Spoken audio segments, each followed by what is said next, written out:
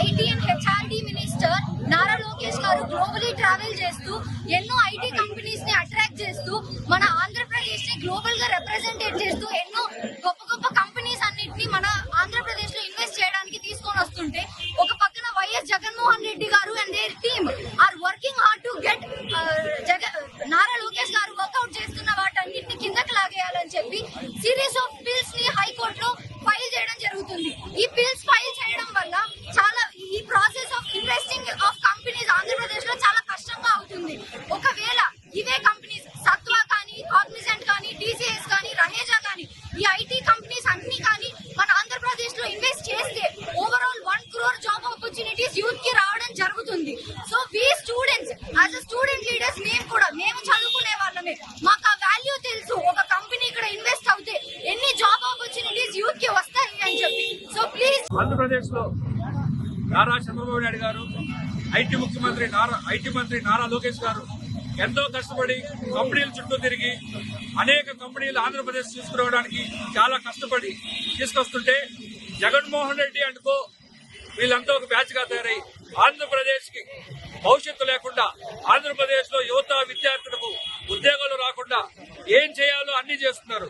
ప్రతి ఒక్క కంపెనీకి తీసుకురావడానికి అనేక శ్రమలు పడుతున్నారు నారా లోకేష్ గారు.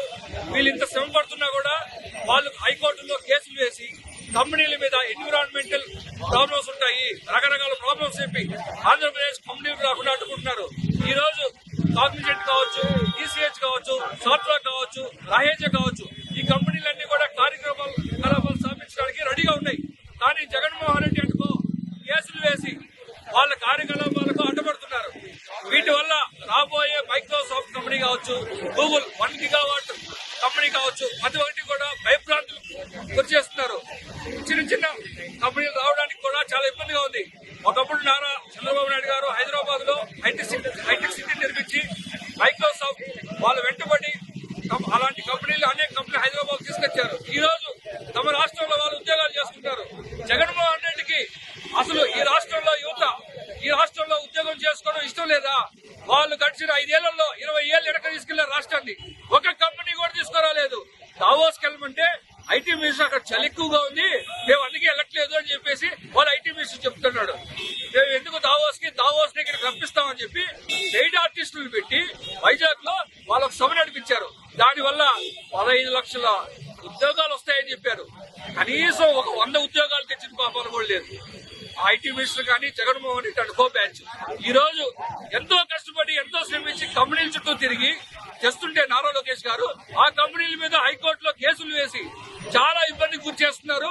వీటి వల్ల రాబోయే కంపెనీలు కూడా రాకుండా ఆగిపోతున్నాయి. దయచేసి విద్యార్థి యువత జీవితాలతో ఆడుకోవద్దు జగన్. ప్లీజ్ దయచేసి మీకు విజ్ఞప్తి చేస్తున్నాం.